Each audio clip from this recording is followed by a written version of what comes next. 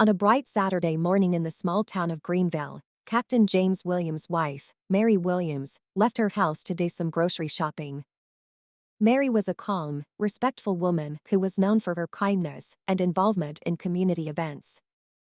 James was a man of honor who had served his country for over 25 years and was well respected. After he retired from the military, he and Mary lived a peaceful, quiet life together. Mary loved her routine. Today was no different, except for one thing she didn't see coming. As she rounded the corner of Maple Street, she saw a police car parked at the end of the block. She didn't think much of it because Greenville was a safe town and police officers were often seen patrolling to keep it that way. But as she got closer to the grocery store, she heard the engine start, and all of a sudden, it was right behind her. She looked back and saw that the police car was gone. Looking over her shoulder, she saw a stern-looking officer get out of the car. The man was tall and broad, and his scowl made her feel uneasy. The name on his badge said Officer Daniels. "Ma'am," the officer barked, his voice cold and authoritative. "Excuse me," Mary asked, trying to sound polite even though she was clearly confused. "You match the description of a suspect involved in a robbery nearby," Officer Daniels said, his eyes narrowing as he spoke. Officer Daniels looked at her and said, "I think there must be some mistake. I'm just going to the grocery store. I've lived here for years, and I've never been involved in anything like that." Mary was shocked and tried to stay calm, but the officer's face stayed hard and unmoved. "I'm going to need to see your identification," he demanded, his tone getting more aggressive. "I have nothing to hide," Mary said, handing him her driver's license. Mary, whose voice was shaking, asked, "Why are you coming with me? I haven't done anything wrong." Without saying another word, Officer Daniels grabbed Mary by the arm and pulled her towards the police car. Mary tried to fight back. "Please let me go. I'm innocent. I'm just trying to do my SHT shopping." But the officer wasn't listening. He slammed her against the hood of the car, twisted her arms behind her back, and put handcuffs on her. "Stop resisting," he yelled, even though Mary wasn't resisting at all. Mary was speechless as she tried to figure out what was going on. She was a law-abiding citizen and the wife of a man who had served her country with honor. How could this be happening to her? A few people had gathered to watch, some whispering to each other and others taking out their phones to record, but no one spoke out. Seeing a police officer physically abusing a middle-aged woman like Mary was upsetting, but people didn't say anything because they were afraid. As Officer Daniels pushed Mary into the back of the police car, Mary's mind was racing. She had heard stories about how the police treated people unfairly, especially people of color like her, but she never thought it would happen to her, especially not in a town like Greenville. Officer Daniels got into the driver's seat and slammed the door shut as he sped off to the station. In the back seat, Mary was shaking and her heart was pounding. She had no idea what had just happened. She had just walked to the store, which she had done many times before. Now she was handcuffed in the back of a police car and being accused of a crime she hadn't done. Her first thought was of her husband James. If anyone could help her, it was him. James had served his country for many years and wasn't afraid to speak out when he saw something was wrong. He would know what to do, but she didn't have her phone with her and didn't know what would happen when they got to him. Mary was scared as they pulled up to the police station. What if they kept her there for hours? What if they didn't believe she was innocent? What if this was the start of a nightmare that would ruin her life and reputation? Officer Daniels jammed her out of the car, his grip still tight on her arm, and dragged her to the station entrance. Mary stumbled alone, her mind reeling. She had never felt so helpless and violated, but deep down she knew one thing for sure: her husband, Captain. He was a man of action and principle, and he loved her deeply. No matter what happened next, she knew James would fight for her. As Officer Daniels led her into the station, Mary felt a small bit of hope mixed with her overwhelming fear. This wasn't over by a long shot. Mary was led through the cold, gray hallways of the police station, her heart still pounding in her chest. The harsh fluorescent lights above made the atmosphere feel even scarier. She couldn't believe that this was happening. In this situation, Officer Daniel had a tight grip on her arm, as if he thought she would run away at any moment. But she couldn't. She wasn't guilty, but everyone seemed determined to treat her like she had.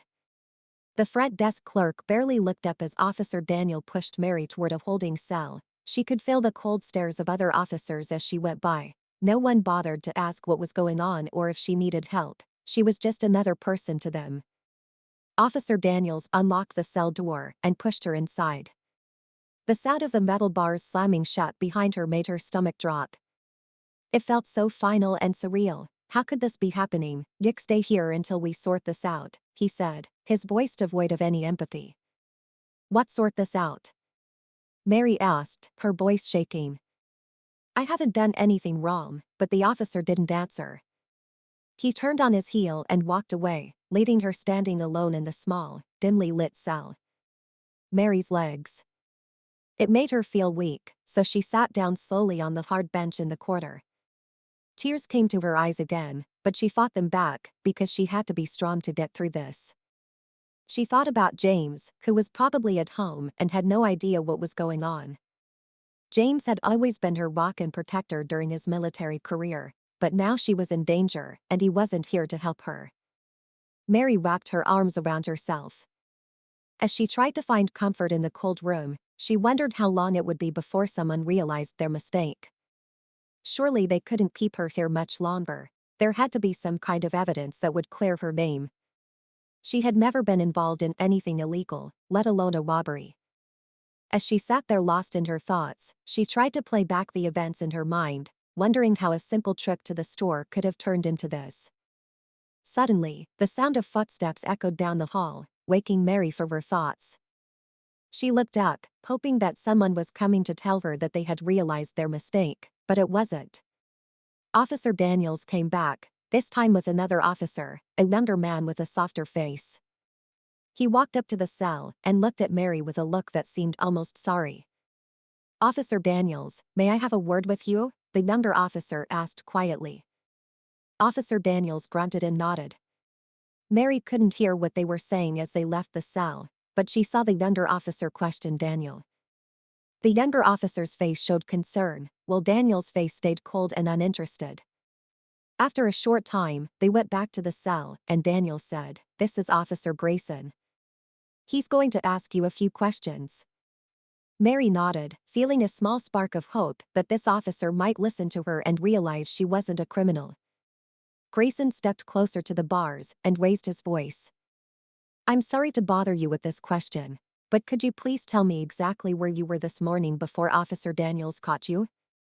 "I was on my way to the grocery store," Mary replied, her voice steady even though she was scared. "I left my house about 20 minutes before I ran into Officer Daniels. I've lived in Greenville for years, and everyone in this town knows me. I would never be involved in something like a robbery." Grayson nodded and started writing down notes on a small pad. "I understand, Mrs. Williams. Do you know anyone who can help me?" "Yes, I was texting my husband before I left the house this morning. Mary said that he could vouch for me because he's retired from the military and is Captain James Williams. He'll know that this is all a misunderstanding." Officer Grayson raised an eyebrow when she mentioned her husband's name. It was clear that the name had some weight, even in this small town. He looked over at Officer Daniels, who was shifting uncomfortably on his feet. "All right," Grayson said, "I'll call your husband and see if we can clear this up."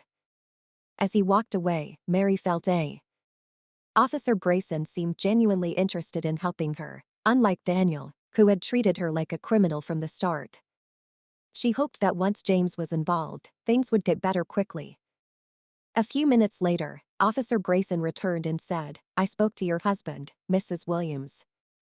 He's on his way here now." Mary felt a mix of relief and anxiety. She was glad James knew what was going on, but she was also afraid of how he would react. James had always been a calm authority figure, but as the minutes went by, Mary's worry grew, and she couldn't help but wonder what James was thinking and how he would handle this. She knew he wouldn't let this go easily. He was a man who stood up for what was right no matter what, and right now the situation was anything but right. When James finally arrived, Mary could hear his voice reverberating through the station. It was calm, but there was an unmistakable edge to it that sent a chill through her. He was demanding too. His wife had been arrested, and he wanted to know why. Mary stood up, her heart racing again. She knew that once James got involved, things would change, but she didn't know how much. James Williams stormed through the front doors of the police station, his presence commanding immediate attention. At over 6 feet tall, with broad shoulders and a stern look that only years of military service could perfect, he was not a man who went unnoticed. The receptionist at the front desk looked up nervously as he walked in. James demanded, "I need to speak with whoever's in charge. My wife has been wrongfully arrested, and I'm not leaving until this is fixed." The receptionist stood there speechless for a moment before picking up the phone and calling one of the senior officers. James stood there with his fists clenched at his sides, his heart racing with anger and worry. He couldn't believe this was happening to Mary. She was the nicest, most honest person he knew. The idea that she would be involved in anything illegal was not only ridiculous, it was impossible. While he was waiting, James saw Officer Daniels standing near the back of the station with his arms crossed and a haughty grin on his face. Daniels didn't seem at all worried about what was happening. If anything, he seemed amused by it. James's blood started to boil because he could tell from Daniels's face that he had something against Mary from the start. James had seen men like Daniels before. Before, men who thought they were powerful just because they wore a uniform, men who thought they could push others around without getting in trouble. But James wasn't going to let that happen to his wife, Captain Williams. Suddenly, a voice stopped James in his thoughts, and he turned to see a senior officer walking up to him. The officer's name badge said Lieutenant Harris, and he carried himself with the respect and authority that James knew right away. "Yes," James replied, his tone calm but full of urgency. "My wife was arrested for no." Lieutenant Harris nodded and motioned for James to follow him into a small office. "I understand your concerns, Captain. Let's sit down and talk about what happened," Harris said. James reluctantly followed Harris into the office, where they sat across from each other. Harris pulled out a file and began reading it. According to Officer Daniels' report, Harris began, "Your wife was arrested on suspicion of being involved in a robbery that occurred earlier this morning." "That's ridiculous," James said, his voice tense with anger. "My wife was at home with me this morning before she went to the store. She didn't rob anyone. I spoke with her earlier. She said that she had been texting you before she left. I'd like to confirm that information." James nodded. "I have the messages right here." He pulled out his phone and opened the conversation with Mary, showing Harris the timestamps of their texts from that morning. It was clear that Mary had been nowhere near the scene of the crime. Lieutenant Harris read the messages with a serious face. "I believe you, Captain, but Officer Daniels insists that your wife fits the description given by the witness. We'll need to do more investigation to clear this up," he said. "With all due respect, Lieutenant, this isn't just a misunderstanding.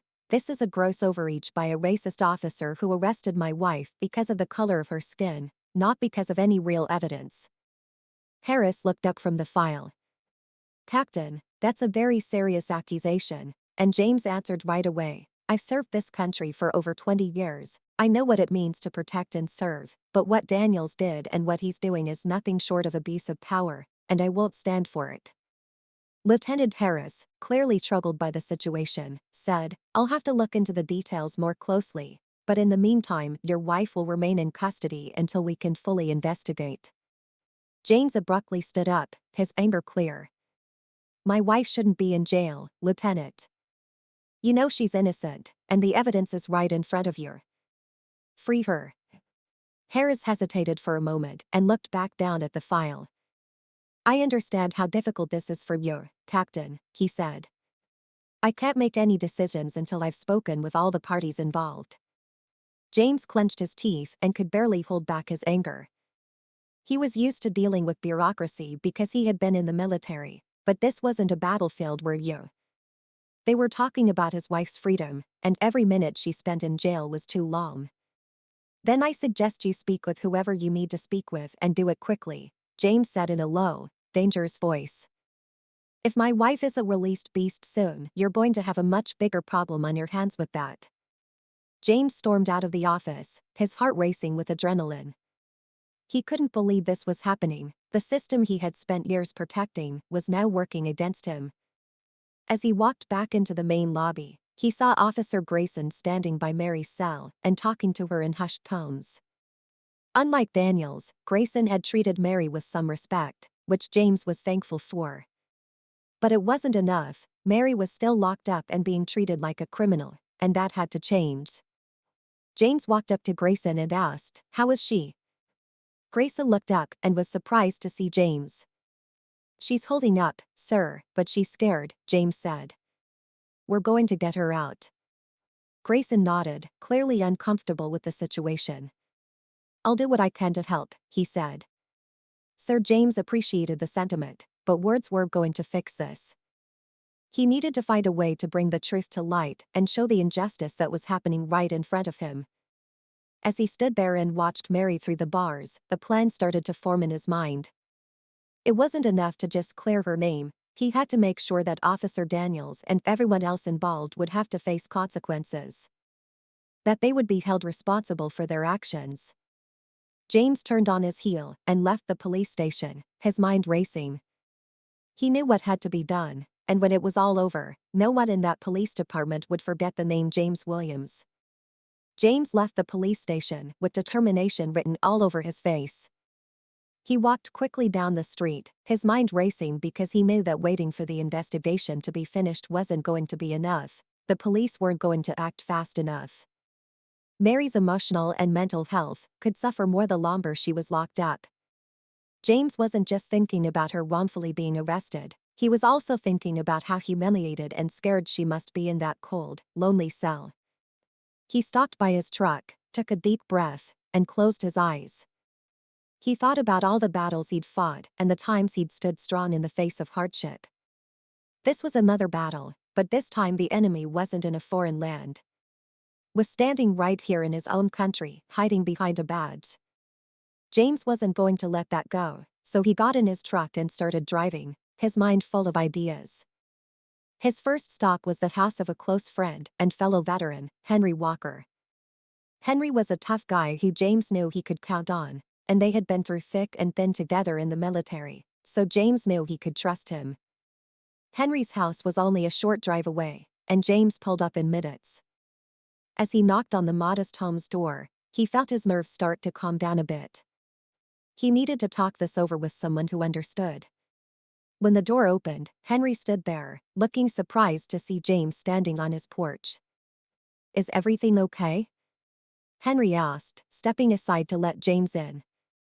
"No, everything's not okay," James replied, shaking his head and jaw tight. "Mary's been arrested," Henry said, his eyes widening in shock.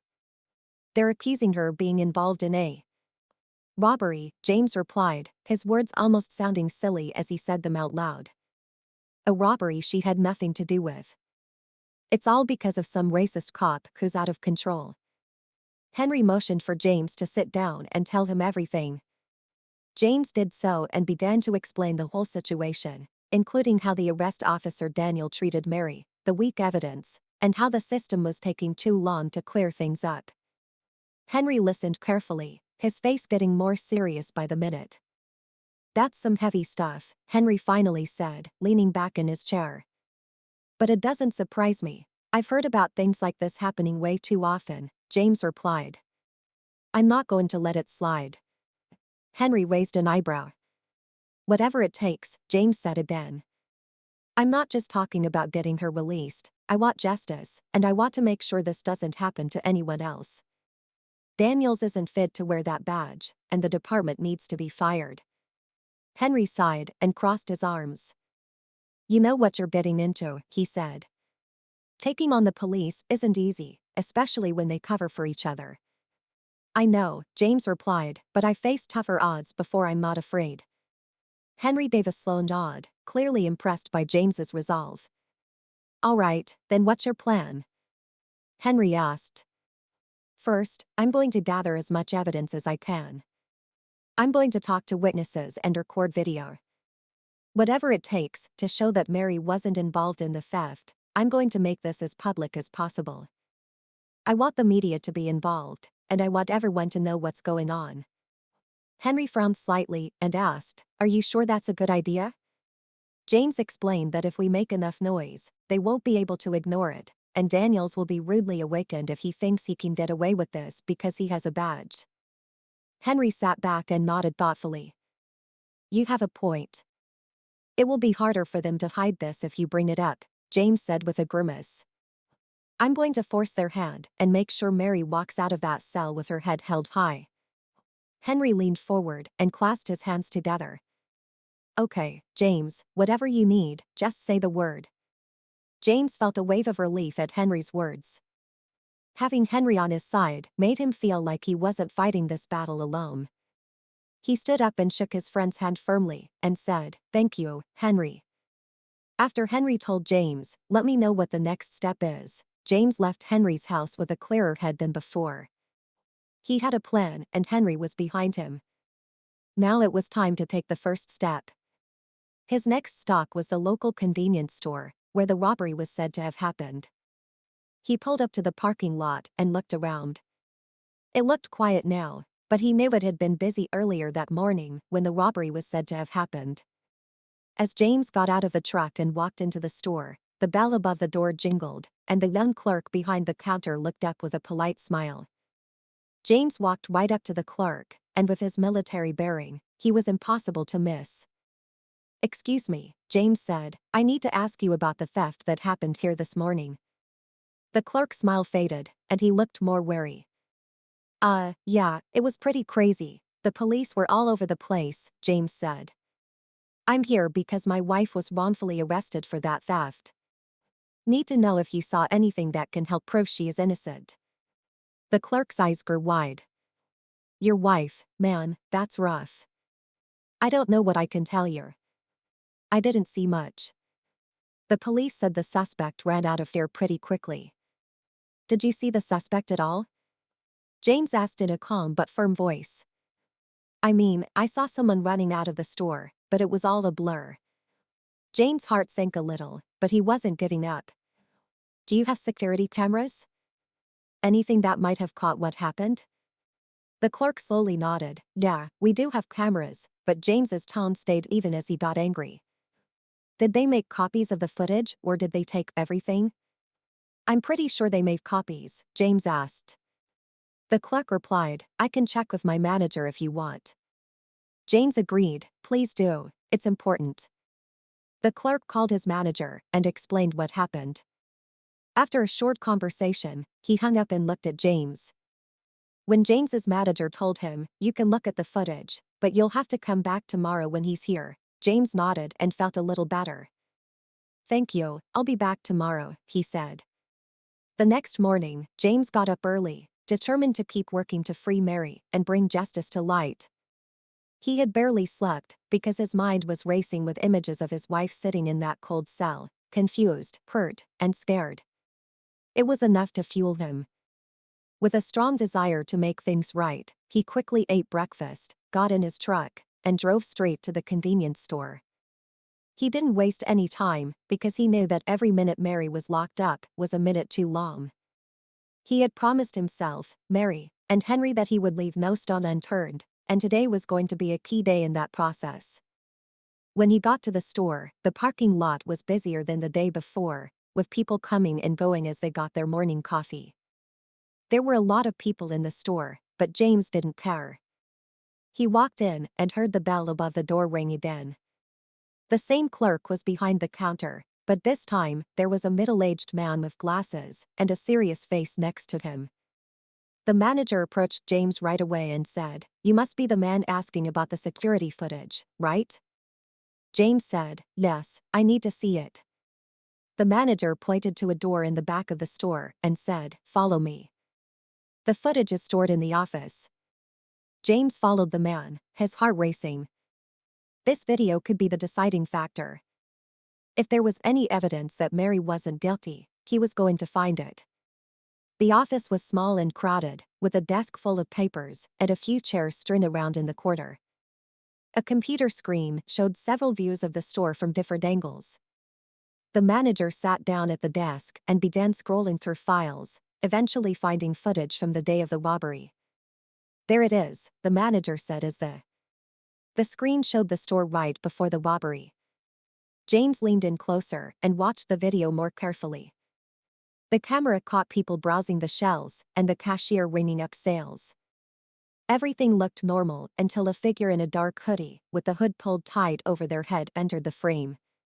James's heart started to race. This was it. This was the moment that could clear Mary's name. The figure walked quickly through the store, making its way to the counter from even there. The hood covered most of the face, making it hard to tell what features were being shown. But one thing was clear: this person was not Mary. They were taller, built differently, and moved differently than she did. This was proof that he could already see how this could work in Mary's favor. "Can you zoom in on that?" James asked, his voice tense with anticipation. The manager nodded and clicked a few buttons, zooming in on the figure as they walked up to the counter. As the camera focused, it became even clearer that it wasn't Mary. As the video kept playing, it became clear that the person wasn't married. James felt a rush of relief, but he knew this was only one piece of the puzzle. The video showed the person demanding money from the cashier, grabbing a handful of cash, and then running out of the store. The whole thing happened in less than a minute, but it was enough to send Mary to jail, based on the weak identification made by Officer Daniels. James sat back in his chair, his mind racing. He had the proof he needed, but he had to get it to the right people. The police weren't going to just throw it away. Don't believe what he says, especially not Officer Daniels. He needed someone with legal knowledge to help him fight this battle. "Can I get a copy of this footage?" James asked the manager. The manager looked at James with concern and said, "I don't want to get involved in any legal trouble." James quickly reassured the manager, "You're not getting involved. This is about clearing my wife's name. The police already had their copy of the footage, but I needed to show that they made a mistake." The manager sighed and eventually nodded. While the manager made a copy of the video, James took a moment to think about what he should do next. He needed a lawyer who could properly present this evidence and question the police's actions. He didn't have a lawyer yet, but he knew who to call for help: Samantha Lewis, a smart lawyer who had worked on veteran cases before. Samantha had a reputation for being tough, fair, and relentless when it came to protecting her clients' rights. James had met Samantha at a veterans event a few years ago and kept in touch with her. After thanking the manager for his help and getting a copy of the video, James walked outside and pulled out his phone. He looked through his contacts until he found Samantha's number and then called it. The phone rang twice before a voice that sounded like a lawyer answered. "Hello, Samantha. It's James Rucker. We met at the Veterans Fundraiser a few years ago," he said, trying to keep his voice steady. "I need your help because my wife was wrongfully arrested, and I have proof that she is innocent." There was a short pause on the other end before Samantha answered, and her tone immediately changed to one of concern. "James," she said, "I remember you. What happened?" James quickly explained what happened, going over Mary's arrest, Officer Daniels' actions, and the security footage that clearly showed a suspect who wasn't his wife. Samantha listened carefully, and James could hear her taking notes as he spoke. "This sounds like a serious matter," Samantha said. "When he's done, I'll take over the case. We need to get that video to the right people and push for Mary's release as soon as possible." James felt a wave of relief wash over him. "Thank you, Samantha. I appreciate this more than I can say." Samantha replied, "I'll start working on this right away. Let's meet tomorrow morning and go over everything in detail. I'll bring in an investigator attorney to help us dig deeper into this Officer Daniels too. If he has a history of misconduct, we're going to find it." James hung up the phone feeling hopeful again. With Samantha on his side and the video footage in hand, he finally felt like he had the tools to fight back, but he knew this was just the start of the battle that lay ahead. The next morning, James felt determined again. He had spent the night getting ready for his meeting with Samantha by going over the details of what had happened to Mary and collecting all the evidence he could find. He had the video footage and knew it would be the key to turning things around, but he couldn't get rid of the feeling that there was still so much to do and that every minute Mary was locked up felt like a lifetime. James went to Samantha's office downtown, which was in a simple building that exuded professionalism and determination. The sign outside said Samantha Lewis, attorney at law, and James felt a glimmer of hope knowing that this was the woman who could help free his sister. Wife. When he walked in, the receptionist was friendly and led him to Samantha's office. Samantha was already there, sitting behind a big wooden desk and reading some papers. She looked up and smiled as James walked in and motioned for him to take a seat across from her. "Good to see you," she said. "I've already started looking into Officer Daniels' record. It's, to say the least, interesting." James raised an eyebrow. It was interesting how Samantha pulled out a file. Daniels has a history of complaints against him, including claims of using too much force, racial profiling, and wrongful arrests. None of these complaints have led to serious consequences, though it seems like he's always been able to get away with it. James's anger was rising again. This is the exact type of cop who would target someone like Mary. He thought he could get away with it, just like he has in the past. Samantha nodded. "It's likely, but with this security footage, we have a strong case to bring it up. We need to keep looking into his past to see if we can find a pattern of wrongdoing that will help our case." James gave her the USB drive with the store footage on it. "Here's the footage. It shows the real suspect. And it's definitely not Mary. The figure is taller, their build is different, there's no way it's her," he said. Samantha took the drive and put it into her laptop. She carefully watched the footage while nodding in agreement as James pointed out the details. "This is exactly what we need," she said. Samantha looked him in the eye and said, "We're going to get her out on bail right away, and then we'll start a full investigation into Daniels." James felt a rush of relief when he heard those words. "Thank you, Samantha. I just want her home. She shouldn't have to sit in that cell for something she didn't do." Samantha looked him in the eye and said, "We're going to get her out, but I want to be clear, this won't be easy. Officer Daniels has probably covered his tracks, and the department may be hesitant to admit any wrongdoing." James agreed, knowing they had a tough fight ahead of them, but with Samantha on his side, he felt more sure of himself than ever. James left Samantha's office, feeling both worried and hopeful. He knew things were going in the right direction, but the fight was far from over. He couldn't stop thinking about Mary, sitting in that cold jail cell with strangers, and wondering when she would be able to come home. It hurt, but he reminded himself that they had to keep going. They were doing everything they could to get her out later that day. James came home, sat down at the kitchen table, and stared at his phone. He had made a lot of calls in the past few days to family, friends, and even some old military buddies. But now he had to make one more call to someone he hadn't talked to in a long time but knew could help him in this situation, Captain Stevens. Stevens had been James's commanding officer in the military and had always respected him for his honesty. They hadn't talked much since James retired, but Stevens was the only person who could help him get through this legal mess. He had connections, power, and experience dealing with bureaucratic systems. James called the number and waited for it to ring.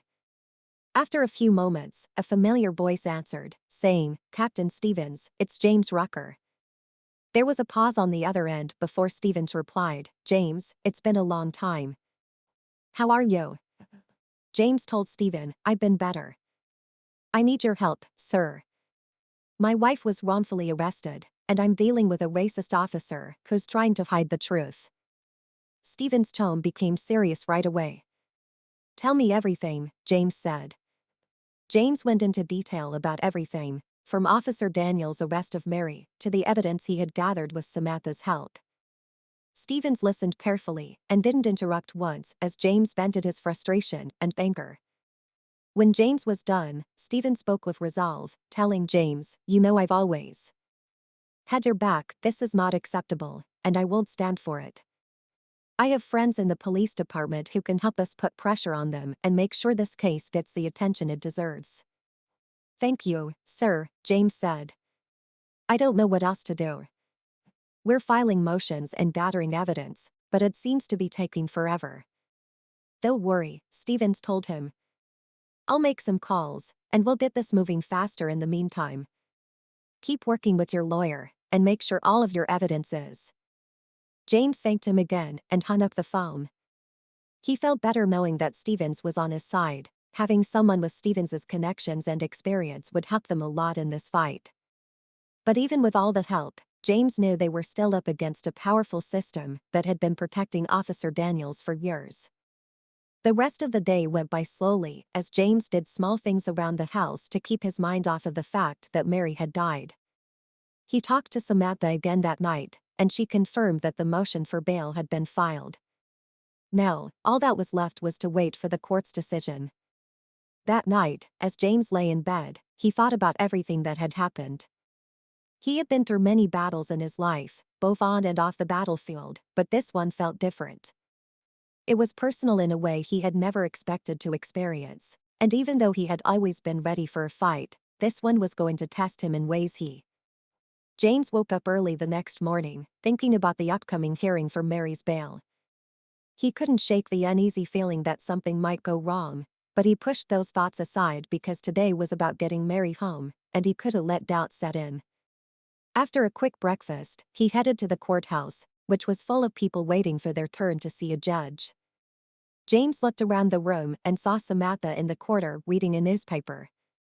She looked up from her stack of papers and waved him over. "Morning, James," she said in a steady voice. "We're up soon. I've got everything ready for the bail hearing.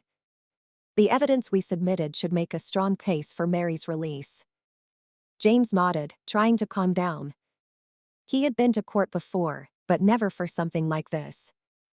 The thought of Mary being treated like a criminal was still hard for him to grasp. Minutes later, the bail hearing began.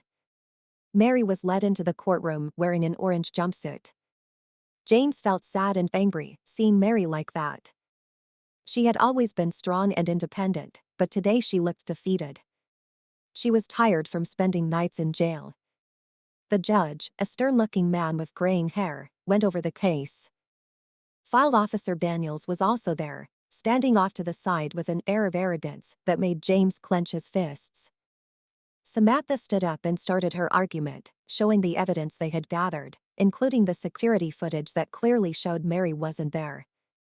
Samantha, the suspect, spoke with confidence. "We have clear evidence that my client Mary Worker was wrongfully arrested. The security footage from the store shows a completely different person committing the crime. It is clear that Officer Daniels made a grave mistake in identifying my client." The judge raised an eyebrow and looked over at the video being shown on a screen. The room was silent as the video played, showing a tall figure who had no resemblance to Mary at all. James felt a spark of hope as the judge leaned in. Officer Daniels, on the other hand, didn't even look at the screen. He acted like he knew he could get away with it. That cocky attitude was irritating, and James had to fight to stay calm. Samantha continued, "Given the overwhelming evidence of her innocence, I respectfully request that the court release Mrs. Worker on bail while we continue to prepare for trial." The judge sat back in his chair and tapped a pen against his desk for what seemed like an eternity as he thought about the request. The courtroom was silent, and James held his breath, hoping that the judge would finally speak. "I've reviewed the evidence presented, and it's clear that there are significant doubts about Mrs. Worker's involvement in this crime. I'm granting bail at $10,000, the judge said. James exhaled with relief. Samantha gave him a small nod to show that they had done it. Mary was going to be freed. The amount was high, but James was ready for it. He would pay whatever it took to get his freedom. While Mary was being processed for release, James rushed outside to pay the bail. His old military connections came through again, and a few phone calls later, the money was wired to the court. Within hours, Mary was walking out of jail free at last. James was waiting for her at the entrance, and when she saw him, she ran into his arms and fell asleep on him. Mary's body was shaking as she did this. With relief and exhaustion, "I'm so sorry you had to go through this," James whispered, holding her close. I'm going to make sure Daniels pays for what he's done. Mary pulled away a little, looking up at him with tired eyes. I just want to go home, James. I've never been so scared in my life, she said. We'll get through this. We're going to fight this together. They drove home, and on the way, Mary told James about her time in jail and how scared and confused she felt. James heard anger rising beneath the surface. He had never felt so helpless in his life, but that would change as soon as they got home. James made sure Mary was comfortable before going to his office to continue the fight. Officer Daniels' history of bad behavior was about to become public, and James was determined to show the officer for what he really was. James spent the next few days working closely with Samantha as they started to gather testimony from people who had also been mistreated by the officer. Was wrongly targeted by Daniels. Story after story showed a man who had been allowed to abuse his power without any consequences. It was frustrating, but also inspiring. James felt like they were on the right track. At this point, the media started to pay attention to Mary's case. News of the wrong arrest had spread, and reporters were eager to cover the story. Samantha warned James and Mary to be careful with the press, but they both knew that attention could help. Putting pressure on the police department, one evening a local news crew came to their door and asked to do an interview. At first, Mary wasn't sure she wanted her face on TV as the victim of a wrongfully arrested person, but after some thought, she agreed that this wasn't just about her anymore, it was about showing how corrupt the police force was.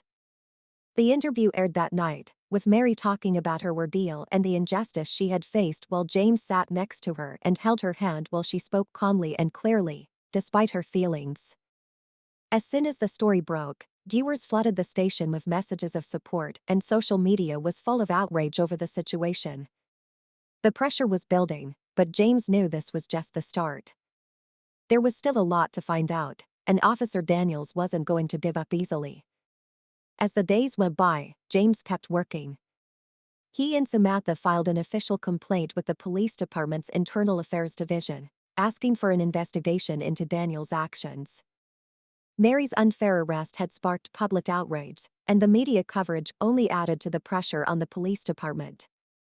James and Samantha kept up their relentless pursuit of justice, determined to hold Officer Daniels accountable.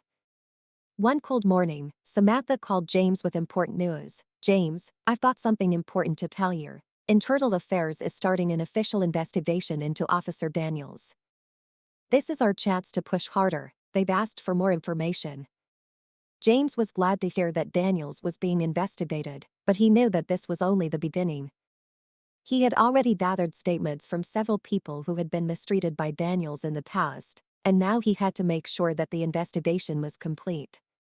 The next few days were a whirlwind of activity, as James and Samantha worked hard to build a strong case against Daniels.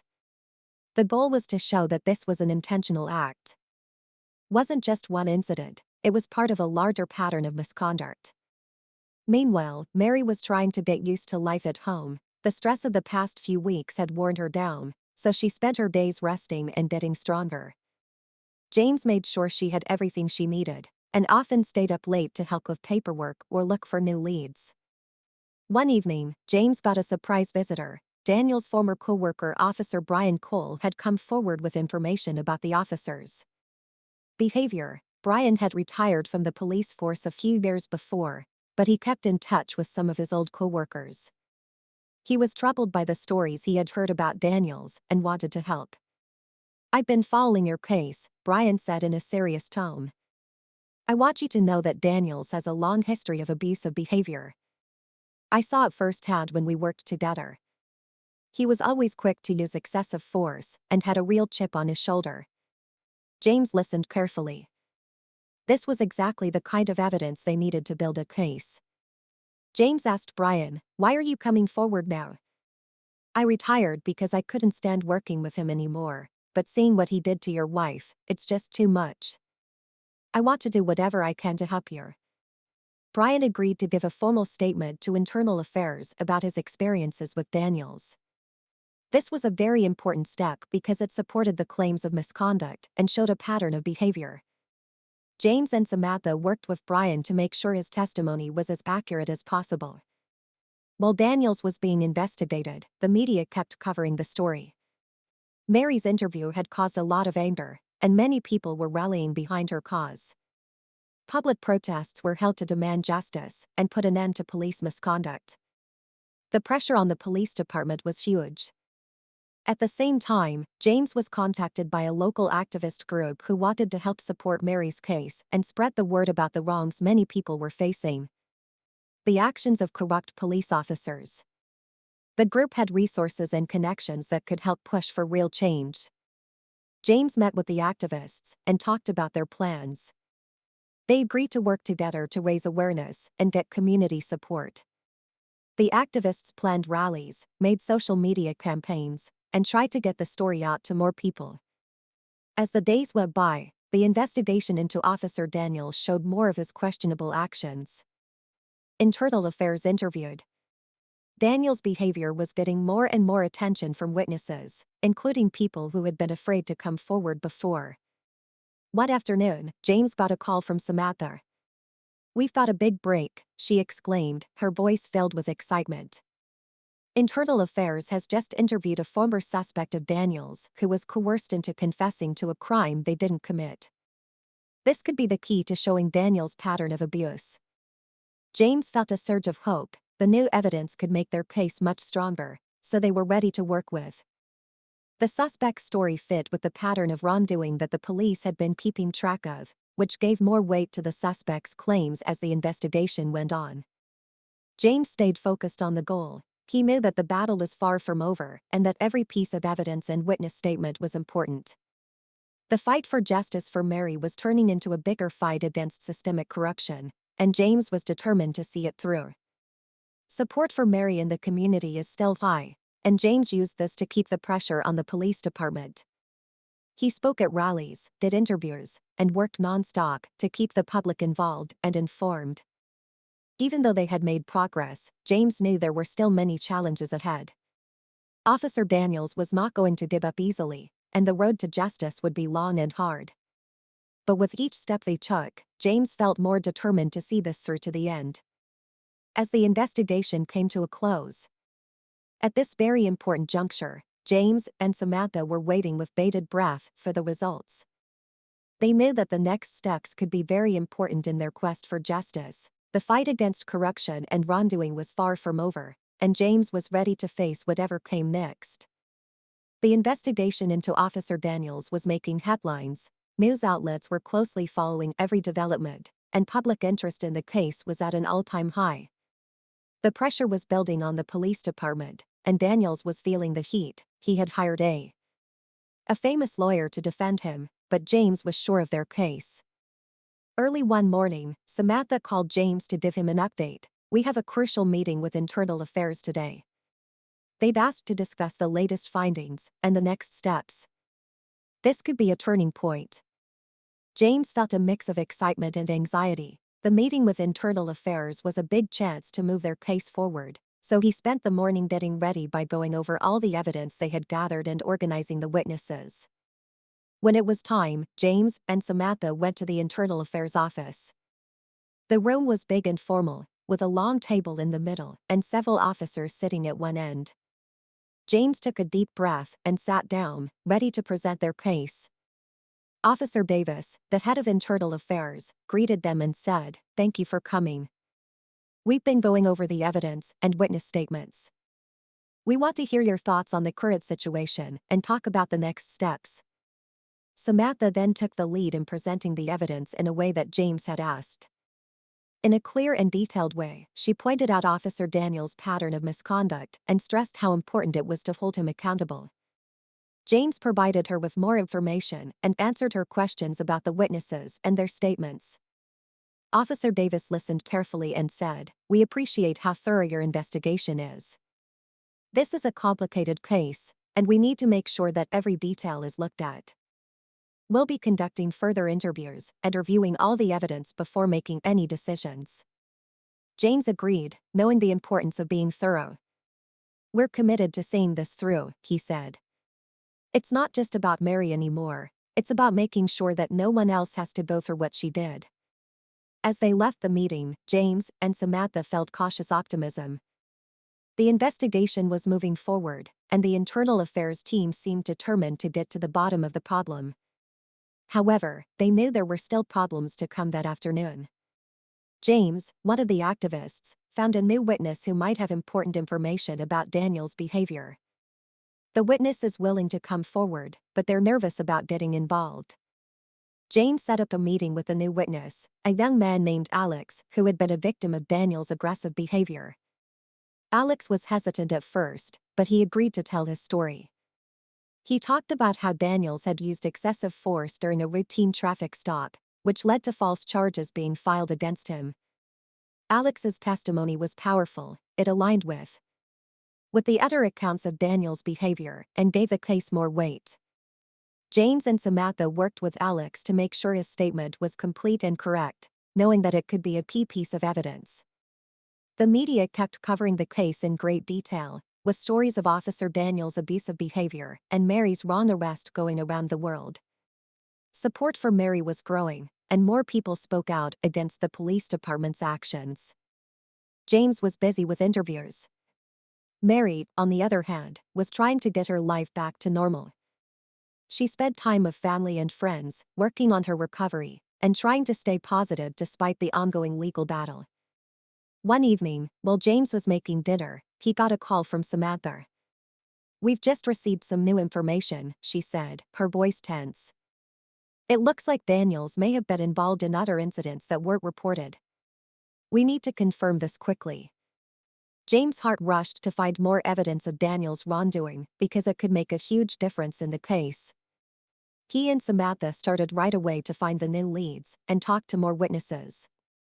The investigation was taking on a life of its own, with each new piece of evidence strengthening the case against Daniels.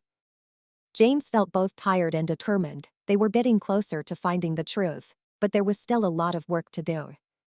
As the days went by, the tension continued to rise. Officer Daniels was under a lot of pressure, and James could tell he was getting more and more desperate. The next steps in the investigation would be very important, and James was ready to face any problems that came up. With each new development, the stakes went up. James knew that the fight for justice was not over, and he was determined to see it through to the end. The fight against corruption and abuse was still going on, and James was ready to face whatever came next. The final investigation was here, and everyone was. People and the media were very interested in what would happen next after Mary's unfair arrest. Officer Daniels had already been suspended and was now being charged, so it was time to make sure that real changes were made. James and Samantha were ready for the big meeting with the police chief and the internal affairs team. They had worked hard to get ready because they knew this was the moment that could make or break the future. On the day of the meeting, James felt a mix of nerves, and it was clear to him that what happened next was important for everyone involved in this case, not just Mary. They had to make sure that Officer Dan got the right punishment and that the police department made changes that would last. The meeting room was full of important people, including the police chief, Officer Davis, and some members of the Community Oversight Board. It was tense when James and Samantha walked in ready to make their case. The police chief, who was known for being strict about reforms, opened the meeting by saying, "We are here.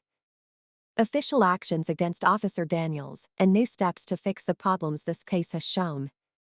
James and Samantha started their presentation. James was angry that Mary had been wrongfully arrested. He went over all the evidence against Officer Daniels and explained why it was so important to fix the problems in the police department. Samantha then shared her thoughts on how deeply this had affected Mary. As James spoke, he could tell that the officials were paying close attention. The police chief and her team were. At the end of their speech, Officer Davis spoke up and said, "We agree that Officer Daniels' actions were wrong. He's already been suspended and we're pressing charges, but we need to address the bigger issues too." The room was quiet as Officer Davis continued, "We're going to review our policies and training. We'll put new rules in place to stop racial bias and make sure all officers follow the best practices."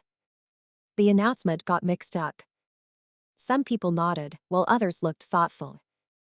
James and Samantha exchanged hopeful looks. The promise of reform was good news, but they knew it was important to see these promises come true. When the meeting was over, James felt a mix of relief and determination. They had made a lot of progress, but the real challenge was to make sure the reforms were put into action and really made a difference. In the weeks that followed, the police department began rolling out new training programs and policies to deal with racial bias and make people more accountable. James and Samantha stayed involved to make sure the changes that were promised happened. Mary, who was still dealing with the emotional effects of the wrong arrest, found comfort in seeing the progress. James, Samantha, and the community support gave her hope. One day, James got a call from Officer Davis. "James, I wanted to let you know that the new training programs are getting good feedback and we're already seeing some early improvements. Thanks for your patience and ongoing support." James was inspired. The news showed that the changes were a step in the right direction, and he stayed determined to see them through to completion.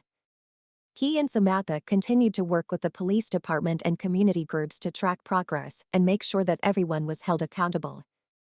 The case of Mary's wrongfully arrested became a turning point for the police department. It showed that they needed to change, and a persistence and advocacy could lead to real reforms.